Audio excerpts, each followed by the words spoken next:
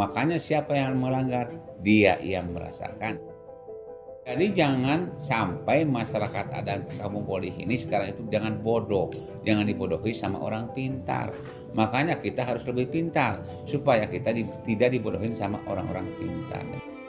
Dari hasil retribusi di sini semuanya dibawa sama pariwisata. Jadi nggak ada untuk pengembalian memperbaiki rumah adat, nggak ada.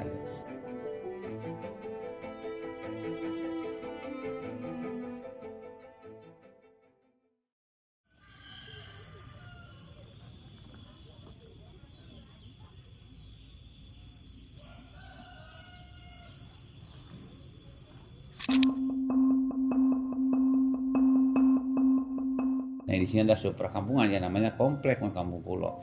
Nah, dinamakan dengan nama Komplek Kampung Pulau karena di tengah pulau.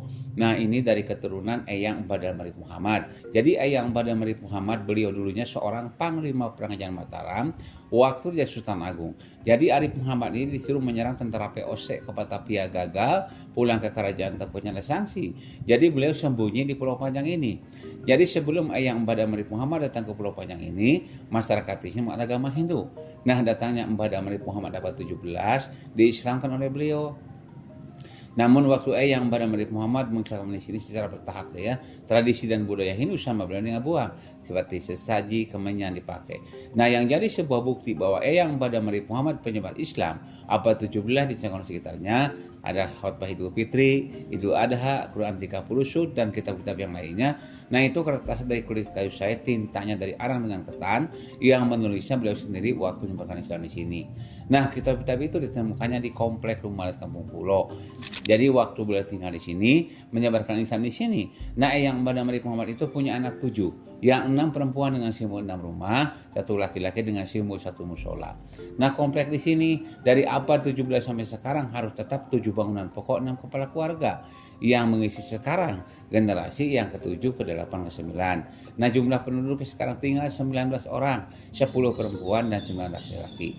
Karena di komplek rumah kampung di sini ada tidak boleh menambah kepala keluarga.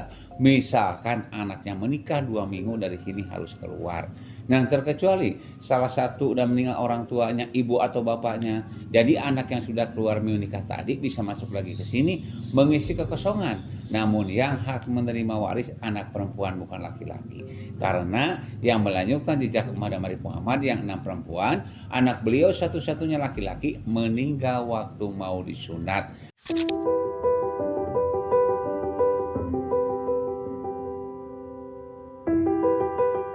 Makanya di sini ada sebuah tradisi larangan adat.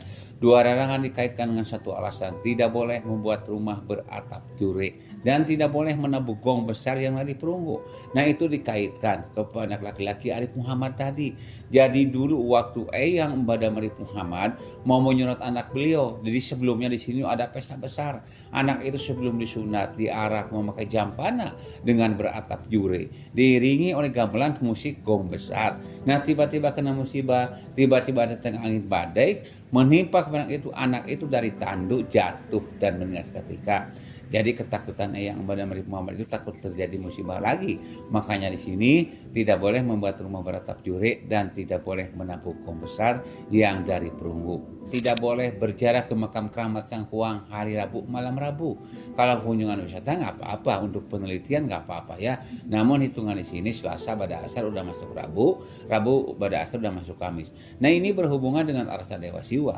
Jadi dulu waktu Hindu berdiri di sini, hari yang terbaik untuk menyembah Arsa Dewa Siwa hari Rabu malam Rabu. Nah, waktu Badar Marit Muhammad meninggalkan Islam di sini, pada waktu hari Rabu malam Rabu itu tidak ada kegiatan, cuman ada kegiatan untuk memperdalam ajaran-ajaran Islam. Karena di komplek rumah kampung di sini dulunya sentral untuk penyebaran Islam Eyang Badar Marit Muhammad waktu menyebarkan Islam di sini abad 17. Makanya jadi di sini saling menghargai dan saling menghormati ya, orang Hindu lagi sembahyang, lagi berdoa tidak terganggu.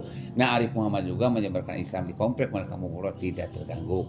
Dan di sini sini tidak boleh memelihara binatang besar yang berkaki 4, kambing, kerbau, sapi. Kalau memakan nggak apa-apa, menyembelih nggak apa-apa. Namun memelihara di pulau Panjang di sini tidak diperbolehkan. Jadi menjaga kelestarian di sini karena masyarakat adat kampung di sini mencari nafkahnya bertani, takut dirusak sama hewan itu. Dan di sini banyak makam-makam yang dikeramatkan. Pengikut Eyang Mbah Damri Muhammad waktu berkali Islam di sini takut-takutnya kotoran hewan itu kena makam yang dikeramatkan. Dan yang intinya takut menyembah lagi arca Dewa Siwa karena arca Dewa Siwa yang ada di sini itu menunggangi nandi, menunggangi sapi. Jadi ketakutan Eyang Mbah Damri Muhammad yang dari Hindu sudah masuk Muslim karena memelihara binatang besar yang berkaki 4 takut-takut lagi menyembah arca Dewa Siwa.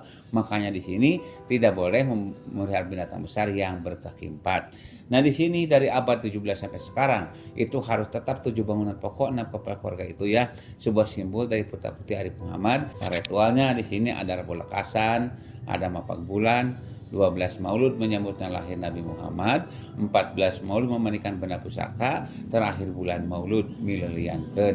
Kalau ritual yang lainnya masih tetap dilaksanakan.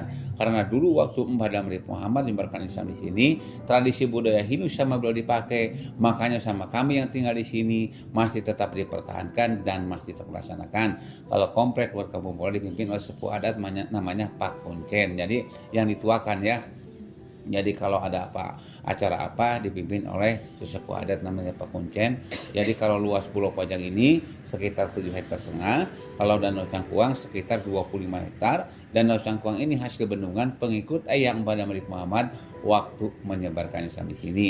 Nah, rumah adat kampung di sini berhadapan-hadapan ada filosofis, bukan orang lain itu saudara semua. Jadi ceritanya saling melindungi dan saling memperhatikan. Jadi gini ya, kalau dulu seperti atap, memang atap dulu semuanya pakai injuk ya. Jadi di sini dulu ada buah penyakit gatal, ada kebijakan dari suku adat itu yang lainnya pakai genting. Nah ini yang satu dikembalikan sama pemerintahan pusat bukan daerah ya, dari pemerintahan pusat dari kebudayaan. Jadi sebuah contoh bahwa dulu yang di compare kemarin kampung di sini bangunannya seperti ini semua ya pakai injuk pakai atap ya. Namun di sini masalah renovasi memang sering renovasi. Kalau sekarang itu udah masuk cagar budaya ya. Renovasi juga tidak sembarangan untuk renovasi. Jadi kita itu harus laporan dulu ke pusat ya kebudayaan. Itu disuruh dipoto-foto yang rusak. Jadi kalau renovasi rumah adat ya yang sudah masuk cagar budaya itu tidak bisa ditotalkan.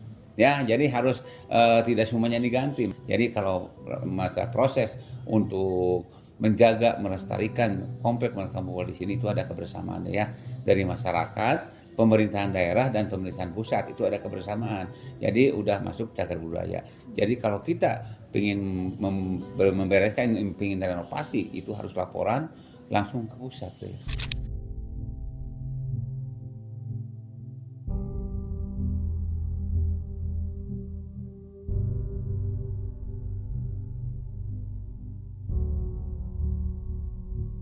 Jadi penyesuaian adat di era sekarang ya dulu memang ada deh, seperti dalam berpakaian. Kalau dulu makan ibu-ibu memakai kebaya, pakai sarung, laki-lakinya pakai pangsinya. Jadi di sini karena dari adat itu bukan melanggar dari aturan ya, bukan melanggar dari larangan kan nggak ada larangan yang itu mah. Jadi itu bagaimanalah kita itu mengondisikan diri supaya tidak tertinggal. Tapi kalau ada acara-acara tertentu pasti dipakai itu ya. Kalau di sini itu kan ada aturannya. Apakah ada masyarakat yang melanggar? Nah, di sini hukum alam deh. Kenapa di sini yang melanggar dari aturan-aturan di hukum alam? Karena yang tinggal di komplek kampung di sini semuanya dari keturunan Eyang Mbah Damri Muhammad. Kalau seorang keturunan nggak mungkin kan nggak tahu aturan-aturan di sini. Makanya siapa yang melanggar? Dia yang merasakan. Nah itu dari sini hukum alam. Siapa yang melanggar? Dia yang merasakan. Ya di sini masalah pernikahan bebas deh. Masalah pernikahan di sini bebas, mau sama orang mana, agama mana dipersilakan. Tapi kalau kita berbeda agama, kita itu jangan ke bawah, kita itu harus bisa membawa. Karena untuk menyebarkan syariat Islam dalam pernikahan juga bisa. Ya. Nah di sini masalah pernikahan tidak harus tinggal di sini, makanya yang sudah menikah 2 minggu harus keluar deh. Masih ada orang tua.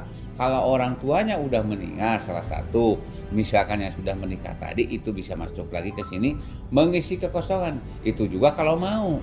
Kenapa? Karena di sini kadang-kadang yang sudah berhasil di luar itu kadang-kadang tidak, yang disuruh pindah ke sini itu tidak mau. Kenapa? Karena meninggalkan pekerjaan. Jadi yang tinggal di komplek Kampung di sini kepala keluarganya tidak boleh mencari nafkah keluar, seadanya di sini. Makanya di sini bertahan untuk bertani ya, mencari nafkahnya itu. Jadi kan pemugaran Candi Cangkuang di sini kan 747-an ya, 7476 pemugaran Candi Cangkuang kan awalnya candinya nggak ada. Nah makanya dulu yang datang ke sini cuma wisata jarak aja ke Syarif Muhammad, makanya sudah dibuka wisata sama pemerintahan. Sesudah candi dipugar sekitar 7476 pemugaran, sekitar tahun 80-an lah, 90 rame pengunjungnya ke sini. Nah, di sini dari kebersihan dah ya. Kalau ini kan hasilnya sama pariwisata semua ya, digondol sama pariwisata semua dari tiketnya. Tapi yang mengelola Pulau Panjang ini, cagar budaya yang ada di sini dari masyarakat dan pemerintahan pusat Jupal itu ya. Dari masyarakat Kampung Pulau, pedagang, dari tiket juga ada yang membantu. Ya itu di sini. Namun hasilnya dari hasil retribusi di sini semuanya dibawa sama pariwisata. Jadi nggak ada untuk pengembalian memperbaiki rumah adat, nggak ada. Namun pembangunan yang lain ada, seperti teater, memperbaiki jalan, itu dari pariwisata. Nah, sesudah dibuka wisata sama pemerintahan ada kemajuan juga masalah ekonomi. Tadinya kan cuma bertani, sekarang ada taman ikut jualan. Nah, itu. Semenjak dijadikan tempat wisata itu mencoreng nilai-nilai adat yang ada. Enggak, dibilang sama Bapak enggak mencoreng, namun dari pengunjung wisata yang datang ke sini kan orang itu beda-beda ya. Ada yang menghargai sama orang adat, ada juga yang tidak menghargai. Jangankan pengunjung, anak sekolah juga kadang-kadang nganggap sepele sama orang adat. Pernah deh kejadian orang adat sampai sekarang nggak mau ditanya sama mahasiswa. Kenapa? Karena dilecehkan. Jadi mahasiswa itu dia itu mahasiswa. Dia itu menganggap sepele sama orang adat. Orang adat di sini tuh makannya apa ya, sama nasi. Orang adat di sini deh, tapi maaf aja sama Bapak ya. Seperti makanan sehari-hari. Orang adat mah tidak kekurangan seperti ikan, ayam. Itu orang adat, malahan orang adat suka mengasih kepada saudara kita yang di luar. Tapi sama pengunjung kadang-kadang dan mahasiswa seolah direndahkan. Jadi kalau kita membutuhkan sesuatu, jadi kita itu harus kita merendah. Malah lebih enak petani daripada itu.